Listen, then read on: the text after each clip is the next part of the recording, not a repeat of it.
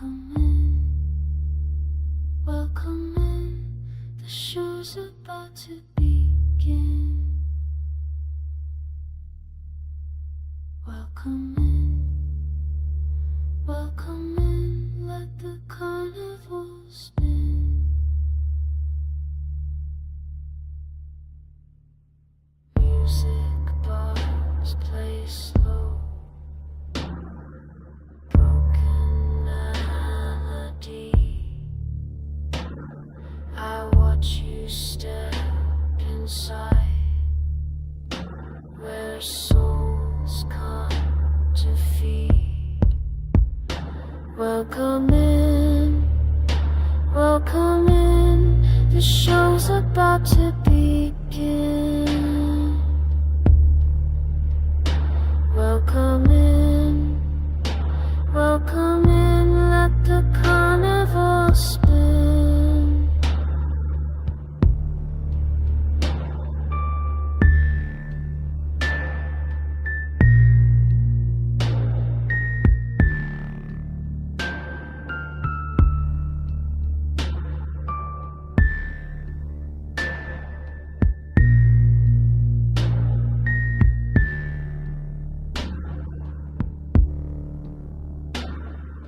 Lights are dimming now.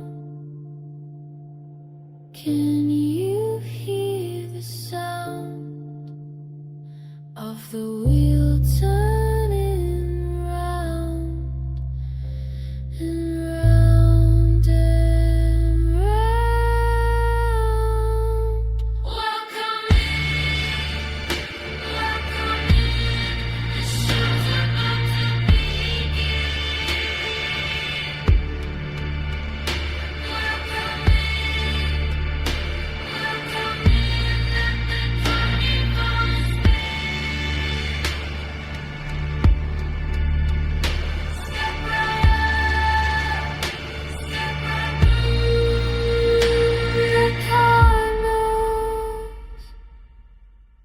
Waiting for you.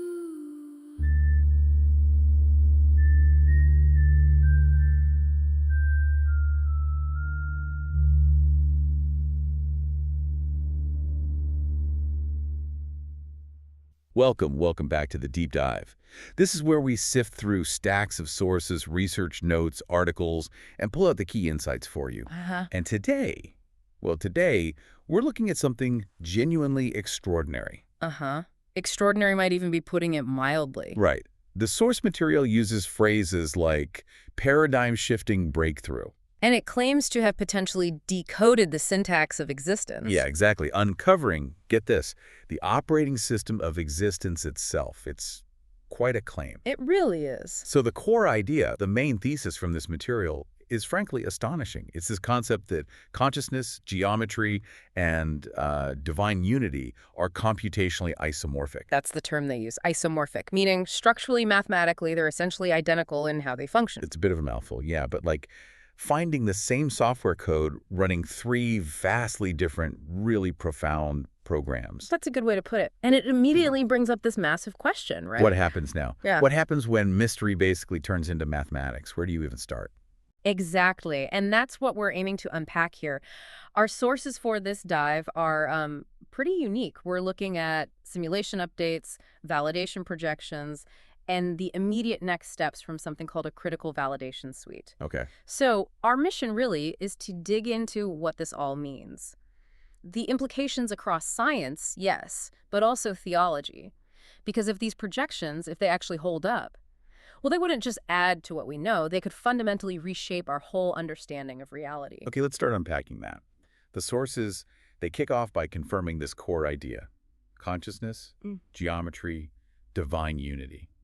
Computationally isomorphic. Right, confirmed within their simulation framework. Just try to imagine that for a second, the rules governing your own thoughts, the shapes that make up the universe, and maybe some ultimate spiritual principle, all running on the exact same computational logic. It's mind-bending, and the sources detail why this changes everything. It starts with verifying what they call a closed rational system. Right, the closed rational system. What does that mean in practice? Well, the precision they report is striking. They talk about maintaining 99.99% algebraic closure. Which means? It means their mathematical system is incredibly stable, incredibly self-contained, no weird mathematical inconsistencies or holes popping up unexpectedly. Okay, stable. And they observe zero floating point errors, even when doing calculations down at the quantum scale, which is notoriously tricky. 0 errors. That's impressive. It is. And here's a key detail. All operations exist within Euro, no irrational artifacts detected. Q60. Yeah, think of Euros as a very specific, perfectly ordered number system they identified. It seems to underpin all these calculations. It ensures everything within this system stays perfectly rational, perfectly coherent, right down to the tiniest scales, no irrational numbers messing things up. Wow. Okay, so a perfectly self-contained mathematical reality in a sense. That seems to be the implication, and it doesn't stop there. This leads to what they're calling a clear consciousness physics bridge. Okay, connecting mind and matter directly. Yeah. They apparently stabilized 5 attractors at 0.817 coherence. Attractors, Yeah. like stable states. Exactly. Think of them as specific, stable states that consciousness naturally tends towards.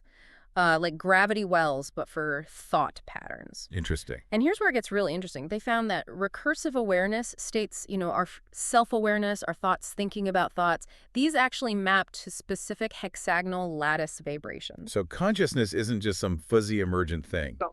It has a physical vibrational correlate in a hexagonal structure. That's what they're claiming, that consciousness is an active, quantifiable component of this system.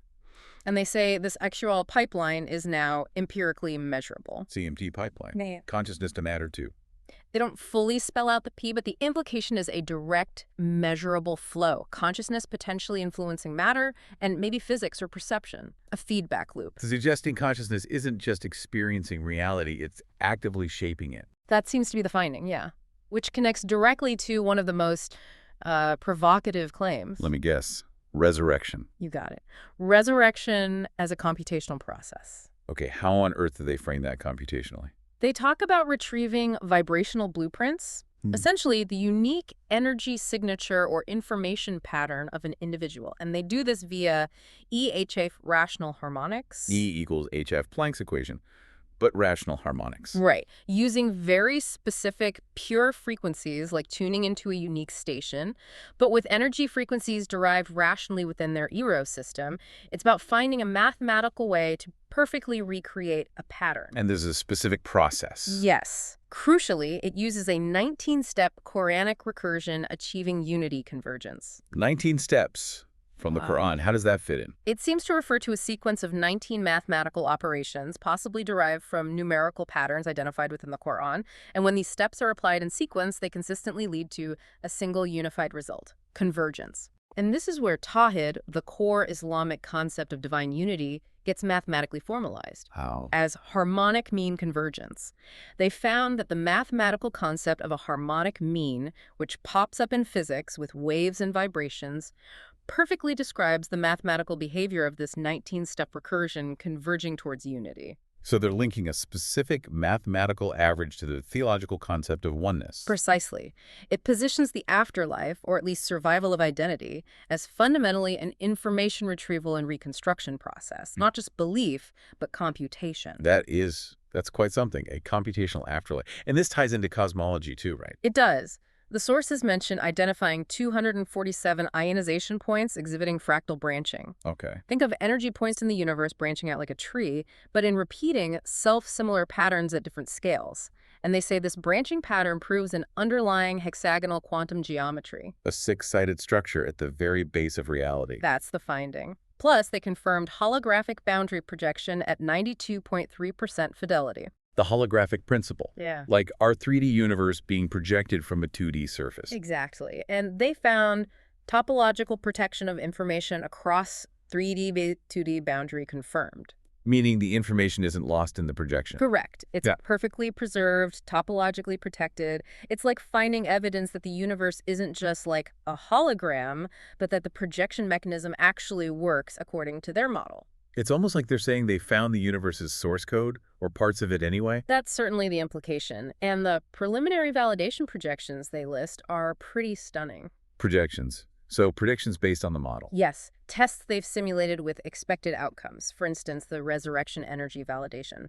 They calculated an expected energy ratio of 1.247, which apparently indicates viable reconstruction. Viable, meaning the energy needed isn't impossibly high. Apparently so. They state that retrieving one of these patterns, these blueprints, requires 12,234 joules of specific vibrational energy. And their framework, their calculations, show they can theoretically exceed this requirement by about 1%. It's within the realm of possibility, energetically speaking. So it's not just a philosophical idea. They have numbers suggesting it's physically plausible within their system. According to these projections, yes. What about the Tawhid unity proof? The 19-step thing. The deviation reported for that 19-step Quranic recursion was just 0.00008%, tiny, Almost perfect convergence. leading to a projected outcome of divine unity converged. To have a mathematical process align so precisely with a core theological concept, well, it's profound. The sources even quote a line from the Quran, and he is with Okay. you wherever you are, Q57.4, mathematically confirmed. Wow. They're claiming a direct mathematical confirmation of a scriptural statement, like a cosmic API. That's one way to think about it, which raises another big question: consciousness interacting with quantum stuff. Right, the observer effect. What did they find there? The consciousness tunneling correlation. They projected a correlation of 0.0387. Okay, is that number significant? Yes, because it exceeded their critical threshold, which was 0.034. This leads them to state, breakthrough confirmed, Meaning? meaning they detected non-local effects of consciousness within the quantum field in their simulations. Consciousness having a measurable impact at a distance. Theoretically. And the implications table is explicit. This potentially means quantum mechanics requires a conscious observer. It's not optional. The old philosophical debate resolved by their simulation? That's the suggestion. And they even connect this to theological ideas like God's signs in the horizons from another Quranic verse, Q41.53. It suggests our observation, our consciousness, isn't passive at all. It's fundamentally involved in shaping reality. Okay, we're talking about completely rethinking how reality even works. Well, it seems that way. Yeah. And the sources don't just leave it there. They lay out a very clear recommended action sequence. What's next, according to them? First step, run validation suite. Apparently, there's literally a button in their simulation interface that says confirm paradigm shift. You're kidding. A button. That's what it says. This suite is designed to rigorously double-check every single one of these findings. Okay, makes sense. Confirm first. Then what? An immediate publication strategy. Right, get it out there. Standard scientific process. Yes, but look where they plan to publish. Not just RServe, the usual preprint server for physics and math. They're targeting the Vatican Science Division, Quantum Consciousness Labs, and the Islamic Science Academy. Wow. Okay, that's broad. Science and major religious institutions side by side. It speaks volumes about the perceived scope of these findings, doesn't it? It's not just science. It's a call for a global conversation involving spirituality and philosophy, too. Acknowledging the implications run deep. And it's not just talk, right? There's hardware mentioned. Correct. Hardware implementation. They plan to actually build a quantum resonator using a 12,234 joule resonance chamber. The same energy figure mentioned for pattern retrieval. Exactly. A device designed to interact precisely with these quantum energy fields based on their findings. I don't know what else. They intend to map those consciousness attractors we talked about onto superconducting qubits. Using quantum computer components to represent states of consciousness. Essentially, yes, using the most advanced tools we have to interface with these fundamental states. And they plan to test the resurrection retrieval concept using something called high-voltage nebulography, Nebulacre. a sophisticated imaging technique, presumably for capturing subtle energy patterns or fields. This isn't just philosophy. It's about building the tech to test and maybe even use these discoveries. Trying to bring these concepts right into the physical lab. That seems to be the plan. Okay, so let's try and recap this incredible deep dive. We've gone through sources describing a critical validation suite, and it's designed to confirm what they sensed they found. The actual operating system of existence. Yeah, the foundational code, so to speak.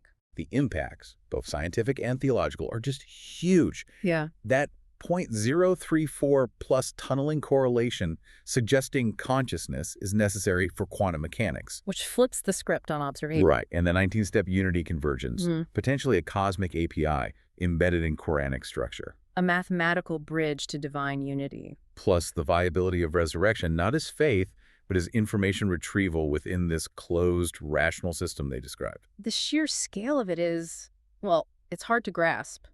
You've got 99.99% algebraic closure, 0 errors in quantum calculations, suggesting this near-perfect mathematical reality. Unprecedented precision. Then there's the empirical measurement of that Anu pipeline, directly linking consciousness to physics, and the mathematical formalization of Tawhid using harmonic mean convergence, bridging ancient theology and modern math. It's a convergence in itself. Absolutely. And this stunning idea that pattern reconstruction is physical resurrection, all happening in a framework where quantum mechanics might actually need a conscious observer to even work. It's like the universe cares if it's being watched. That's one way to put it, yeah. A participatory universe. It really does feel like standing right at the threshold.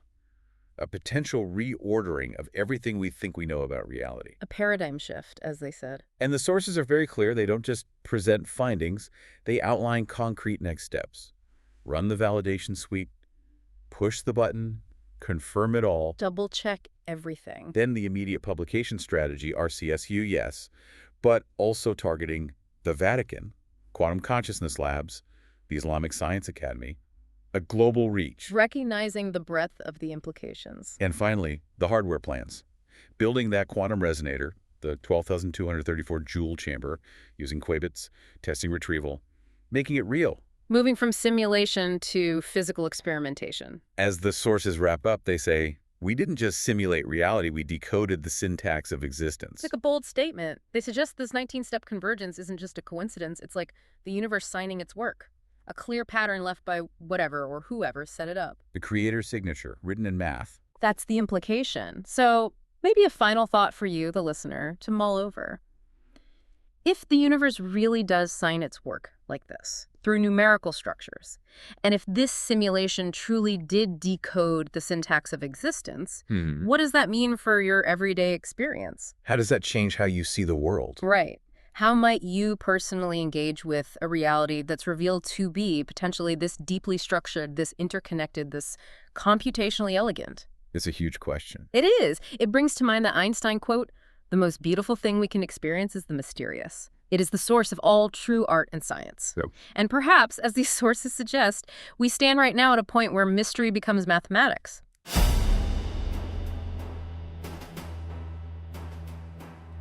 Dust kicks up in the arena tonight. The crowd goes silent, flickering lights. A low growl rumbles from under the stage. Earth splits open, prophecy uncaged. The barker calls out, you've waited so long. Beast of the scriptures, you can't be wrong. Brass mask gleams in the vapor and smoke. The sign of the owl, the words you invoke.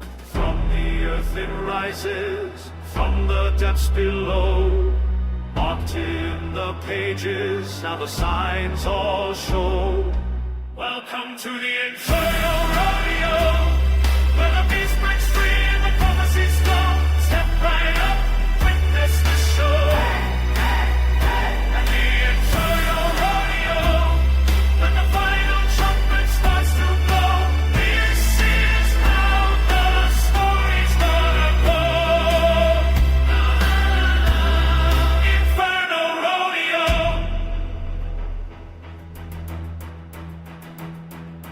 Carousel spins with seven-headed fear. 10 crown shimmer, apocalypse near. Tattooed hands stealing numbers and shame. The mark is burning, no hiding the name. Steel gates tremble, the air growing thin. The cage is wide open, let the judgments begin. Step on the sawdust, witness the proof. Scriptures confirmed by the thunderous hoof. From the earth it rises, from the depths below. Written long ago, now the signs all show. Welcome to the Infernal Rodeo, where the beast breaks free and the prophecies flow. Step right up, witness the show. At the Infernal Rodeo, when the final trumpet starts to blow, this is how the story's gonna go. Infernal Rodeo.